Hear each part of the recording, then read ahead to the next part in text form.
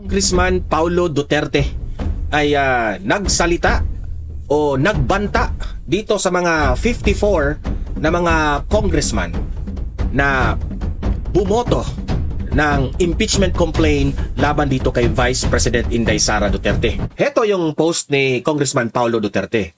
Ito, matindi ito ha. Babasahin natin ha. Narito ang Balitang Pinoy TV.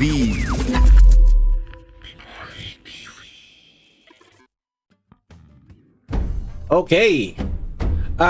Pag-usapan na natin itong si Congressman Paulo Duterte ay nagsalita o nagbanta dito sa mga 54 na mga congressman na bumoto ng impeachment complaint laban dito kay Vice President Inday Sara Duterte. At itong kanyang statement ni Congressman Paulo, pinost niya sa kanyang Facebook. At nabasa ko, sobrang grabe po ang kanyang pinost. At babasahin ko dito ngayon sa ating vlog at ipaliwanag natin ng bahagya. Okay? Kasi po, etong mga 54 na mga kongresista na sumuporta dito sa impeachment complaint laban kay VP Sara, delikado ang inyong mga political career. Kasi, ang taong bayan ay nag-observe lamang sa mga ginagawa ninyo. Okay? Anong ibig kong sabihin? Anong ibig kong sabihin? Wala man kami, yung mga constituents, nag-o-observe lang yan, walang bias man ang taong bayan kung ano ang nakikita nila, susundin nila ang kanilang puso. Diba? Kaya itong babasahin ko patungkol dito sa impeachment ni VP Sara, tama itong sinabi ni Congressman Paulo Duterte. At pinuri pa nga niya itong si Congressman Suntay na nag-iisa na lang na siya ang sabi na bihira ang tao na kagaya nitong si Congressman Suntay. Matapang at hindi natatakot. Kasi siya lang ang bumoto na hindi dito sa impeachment na ito. Kaya itong mga 54, kahapon, nag-vlog ako dyan, akin pong binanggit ang mga pangalan. I-review nyo yung aking vlog kahapon. Nandyan yan sa aking playlist. I-review nyo yung video. Nandoon po ang mga pangalan ng mga bumotong ipa-impeach si VP Sara at ituloy ang impeachment trial. Okay? Heto yung post ni Congressman Paulo Duterte. Ito, matindi ito ha. Babasahin natin ha. By the way, bago natin ipapaliwanag ito, like and share and subscribe sa mga bago pa lang dito. Okay? Para updated kayo. Okay, eto, pinost po ito, nirepost po ito ni Amy G. Okay? Shout out sa page na yan. Eto po, lakihan natin para sabay-sabay nating babasahin. Eto po yung post ni, ito yung title, Congressman Pulong Duterte slams House move versus VP Sara calls impeachment political weapon. Eto po, ito, lakihan natin ha. Statement of Representative Paulo Pulong Duterte. I take note of the decision of the House Committee on Justice declaring the third and fourth impeachment complaints against Vice President Sara Duterte as sufficient in form and substance. Okay? Meaning to say, nag-oobserba lang itong si Congressman Paulo sa mga galawan ninyo dyan sa House. Okay? Kasi alam mo, hindi naman sa lahat ng bagay nasa itaas kayo. Okay? Kaya, meron ring panahon na yung mga taong nasa ibaba, sila na naman ang nasa itaas, kayo na naman ang bababa. Di ba? Kaya, itong si Congressman Paulo, tinake note lang niya. Inoobserbahan niya yung mga taong plastic, inoobserbahan niya yung mga taong walang dangal, yung walang prinsipyo, yung mga walang bayag. Inoobserbahan na yan. At hindi lamang si Congressman Paulo Duterte ang nag-o-observe. Pati taong bayan ay naka-observe dyan. Okay?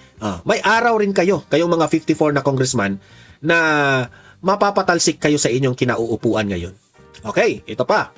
While this development does not come as a surprise, it clearly exposes how certain forces in Congress are willing to weaponize impeachment for political ends rather than uphold fairness and justice. Ito ibig sabihin, hindi na po nagtataka, hindi na po siya nasupresa itong si Kong Paulo. Kung majority, isa lang nga ang bumotong ayaw, di ba? 54 against 1. Hindi na nagtaka itong si Kong Paulo. Kasi sabi nila, di umano, dyan sa House of Representatives, mga mukhang pera ang mga tao dyan. Oh, mukhang pera. Grabe. Mga inutil. Alam niyo, sa totoo lang, kayo mga congressman dyan, binuto kayo ng inyong mga constituents para magserbisyo, para gumawa ng batas, para maiahon sa kahirapan ang taong bayan. Hindi kayo dyan nilagay sa inyong mga inuupuan dyan sa kamara para sa pamumulitika. Ginamit nyo ang inyong mga prinsipyo para ihalik sa puwet ni Martin Romualdez.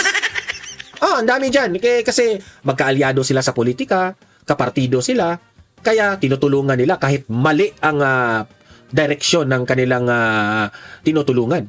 Yan ang hirap eh. Kaya hindi na nagtaka itong si Kong Paulo kung talagang iboboto nila na i-impeach si BP Sara. Okay? Ginamit nila ang impeachment complaint o impeachment para gamitin itong sangkapan, ginamit ito bilang weapon para i-disarm ang kalaban sa politika, at yan po ay nakakahiya. Kaya ba ginamit nyo itong weapon, itong impeachment, kasi hindi nyo kayang talunin si BP Sara? Di ba? Wala kayong bayag. Babae pa ito, kayo mga lalaki dyan. Mga ilan dyan na mga galit at kalaban ni BP Sara, mga kalalaking tao ninyo, kinalaban nyo isang babae, hindi ba kayo nahiya dyan? Lalaki na ba ang tingin niyo sa sarili na ganyan? Di ba hindi? Di ba? Kalalaki niyong tao, kadambuhala niyong tao, katambaluslos niyong tao. Babaeng babae, kinontra ninyo, wino-weaponize niyo isang babae against many of you. Di ba kayo nahiya dyan? Ano na lang ang sasabihin ng taong bayan dyan? Ano sasabihin? Hindi na kayo nahiya. Di ba? Kaya ang sabi ni Congressman Paulo Duterte, I commend Representative Bong Suntay for standing his ground and refusing to be intimidated or pressured into joining this political exercise. Natutuwa siya kay Suntay kasi si Suntay hindi siya nadala sa pera, hindi siya nadala dyan sa mga party list o kung ano man. In a room where many choose convenience over conviction, he showed that courage and integrity in public service still exist, even if it means standing alone. Palakpakan. Suntay. Congressman Suntay, ang taong bayan ay nasa likod nyo. Huwag kang mag-alala kung walang sumuporta sa inyo dyan sa kamara. Huwag kang mag-alala kung mag-isa ka lang dyan. Pero mas marami ang taong bayan na nakasuporta sa ginagawa mong desisyon. Saludo po kami sa inyo.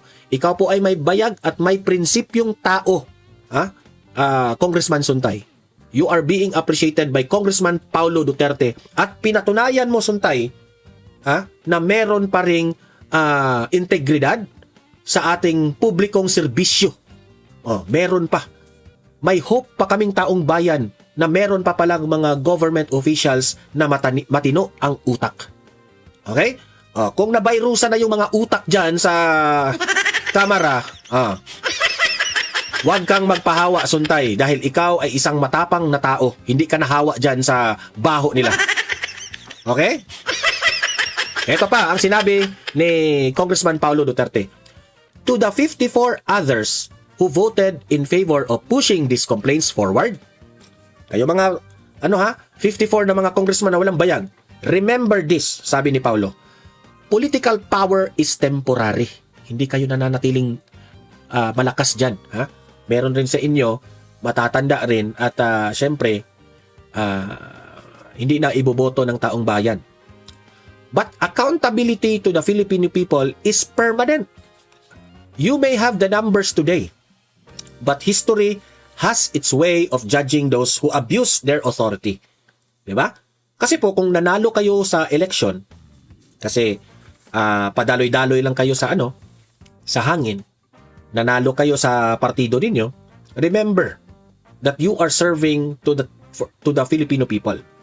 na kung nakikita namin kayong sablay ang inyong mga desisyon dyan sa Kamara, taong bayan po ang nagde-decide kung dapat kayong palitan o hindi. Kung tutuusin nga, nagsisisi na ang taong bayan bakit binoto namin kayo, ang mga constituents ninyo. Okay? There will come a time na darating yung panahon na ang taong bayan magde-decide ng bagong leader dahil basura ang mga utak ninyo. Totoo yun. Sabi pa dito, and now that impeachment is being pushed with such urgency, the Filipino people are asking other serious questions. Kasi minamadali nila ang impeachment ni VP Sara. Kung tutusin pa nga, double standards ang sabi ng taong bayan sa kanilang hearing. Kasi yung kay Bongbong Marcos na impeachment, insufficient inform kaagad. Pero dito kay VP Sara, sufficient inform. Na mas klaro pang corrupt ang administrasyon kaysa kay VP Sara. Wala nga silang proof dito kay VP Sara. Wala silang ebidensya. Di ba? Gawa-gawa pa yung mga witness tapos tinuloy-tuloy nyo pa ang impeachment. Di ba? Nakakahiya. Pamumulitika. Pamumulitika at its finest talaga. Grabe. Grabing anong tawag yun? Dumi ng politika sa House of Representatives. Ngayon na pinupush nyo ito, merong tanong ang taong bayan. Who among those in Congress and this administration will be investigated and jailed over alleged trillion peso flood control corruption? Who will answer for claims that funds were distributed in luggages? Ito mga maleta. And when will the long-demanded hair follicle drug test be conducted on all members of Congress and the Senate, including mastermind behind this political circus and his own family? Diba? Kasi binasura ninyo yung kay Bongbong. Na hindi nyo ba inisip na dyan po galit ang tao? Ang taong bayan mismo, uminit ang kanilang ulo dito sa flood control anomaly, sa lawak ng korupsyon. Halata, may ebidensya, may picture. Pero anong ginagawa ninyo? Si VP Sara pa rin, impeachment pa rin niya ang inaatupag din. Di ba? Bullshit talaga. Totoo. Di ba? Pasintabi na po sa word na ginamit ko. BS talaga. Bakit? Bakit inuuna ninyo ito? Given the argument, let us say, corrupt si VP Sara. May ninakaw siyang pera. Sige. Kung ikukumpara mo dito sa mga ninakaw dito sa flood control, wala sa katiting. Di ba? Hindi ba kayo nahiya dyan, mga taga-kamara? Pera-pera lang ba tayo? Kaya tayong mga Pilipino, nakakahiya po tayo sa ibang bansa. Kaya hindi po tayo umuunlad dahil sa mga ugali ninyo, mga congressman kayong pera lang ang usapan dyan. Kayo yung nagpahirap sa bayan, hindi po ang tao. Kayo po ang nagpahirap, kayo po ang nagpalugmok ng bayan natin. Instead na magtrabaho kayo, gumawa kayo ng batas kung ano ang dapat na itayo natin dito sa bansa natin, bridges, buildings, construction ng mga companies, kung ano man na ikakaunlad natin, wala. Ang inatupag ninyo, impeachment ni VP Sara. Now, sa tingin ninyo, uunlad ba ang bayan yan sa ginagawa ninyo kay VP Sara? Wala. Kaya ang taong bayan, nag-obserba lang yan. Siyempre, in the next election, alangan naman, iboto pa namin kayo. Kayo mga 54 na mga kongresistang mga bulok ang mga pag-iisip, goodbye sa inyo sa 2028. Dahil ito po yung sinabi ni Congressman Paulo Duterte. There will be a time when the Filipino people will render their verdict. And when that day comes, everyone should be ready to stand by their actions and answer for it before the very people whose voices they ought to represent. Kaming taong bayan ay nakaka-obserba lang sa mga ginagawa ninyo. Kayong 54 na mga dyan, at yung mga pumirma dati sa impeachment ni VP Sara, good luck sa inyo. Hindi namin makakalimutan yung mga pumirma sa 2025. Tapos ngayon namang 2026, kung sino ang mga pumirma dito, hindi namin makakalimutan ito. Itaga namin yan sa aming isipan. Huwag nyong iboto yung mga congressman ninyo. Okay? Grabe ito. ito'y banta ni Kong Paulo. Kasi kapag si VP Sara ang maging Vice President, ako, sa tingin ko, lilinisin ni VP Sara ang House of Representatives. Lilinisin yan! And aside from Congressman Suntay, meron pang isang congressman na hangang-hanga ako kahit dilawan po itong taong ito ha. Pero at least matinong-matino ang utak nito, si Congressman Igay Irice. Kasi pinagbibintangan ngayon si Congressman Irice na dahil raw sa kanya, lumalakas si VP Sara. Grabe. Si Congressman Irice, walang ginagawang, hindi nga niya pinupuri si VP Sara. Hindi nga siya nagpapakitang sumuporta siya kay VP Sara kasi dilawan siya, hindi sila magkapartido. Hindi sila kagrupo. Nga bakit ngayon pinagbibintangan ninyo si Irice na siya yung dahilan, si Irice yung dahilan na lumalakas si VP Sara?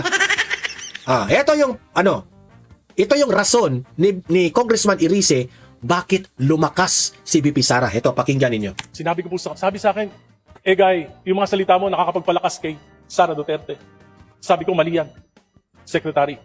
Ang nagpapalakas kay Duterte ay ang patuloy ng mga palpak na polisiya ng Administrasyong Marcos. Sinabi magpapakulong December 15, nagpakulong ba kahit isa? Sinabi ipapasa yung Independent Commission for Infrastructure na mag-iimbestiga. Pinasa ba? Binola lang kami. Sabi, magpapasa ng isang makatotohanang anti-political dynasty. Ipa-priority. Ano nangyari? Sa halip na anti-political dynasty ang pinasa ng Committee on Suffrage and Electoral Reforms. Ito po ay pro-political dynasties. Hindi lang magpapadaba, magpapabundat pa sa mga dinastiya dito sa ating bansa. Yan. Palakpakan kay Irice. Palakpakan kay Irice. Sa totoo lang, no, si Irice lang ang gumagawa ng ganyan eh. Kasi wala dyan si Leandro Leviste. Sa tingin ko si Leandro Leviste nasa ibang bansa. Hindi po si Irice ang nagpapalakas sa pangalan ni VP Sara. Ang nagpapalakas po sa pangalan ni VP Sara ay ang mismong kapalpakan ng administrasyon. Yon ang katotohanan. Bothered sila ngayon na bakit lumalakas ang pangalan ni Vice President Inday Sara Duterte. Unang-una, walang ibang nagpapalakas kay Inday Sara, kundi ang kapalpakan ng administrasyong ito. Unang-una, ano ba ang sinabi ni Bongbong Marcos? Ito na nga mga kabalita. Ano na ang masasabi nyo patungkol sa balitang ito? Please comment down below mga kabalita. Pag-usapan natin yan sa comment section. At kung di ka pa nakasubscribe sa ating channel, baka naman